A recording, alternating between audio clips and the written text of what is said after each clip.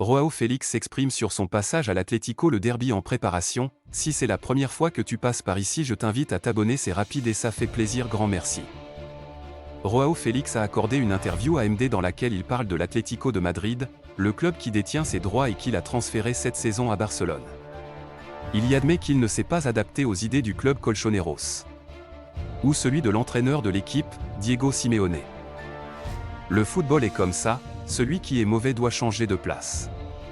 Je l'ai déjà fait pour Chelsea et je l'ai fait maintenant pour Barcelone, parce que je n'étais pas bien là-bas, je ne me suis pas adapté aux idées du club et l'entraîneur, mais j'ai toujours essayé de faire de mon mieux et j'y ai passé de très bons moments aussi, a-t-il expliqué. Il convient de rappeler que le Portugais a un contrat avec l'Atlético jusqu'en 2029, même si son souhait est de pouvoir continuer à Barcelone.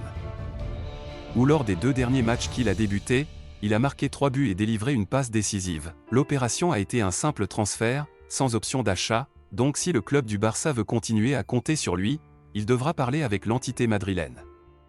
Barcelone est celui qui doit négocier avec l'Atlético et cela dépend après de l'Atlético, s'ils veulent ou non rendre les choses plus faciles. Mais c'est déjà une question d'affaires, de valeur, dans laquelle je ne m'implique pas. Je le fais.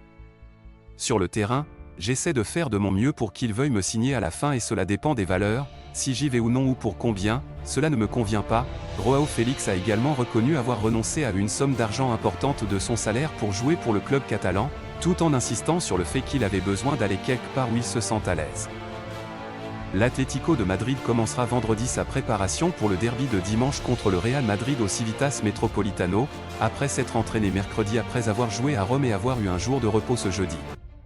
Ce sera alors que Diego Simeone et ses joueurs mettront leur 500 dans le match contre l'éternel rival, auquel l'équipe rouge et blanche se présentera avec 5 pertes.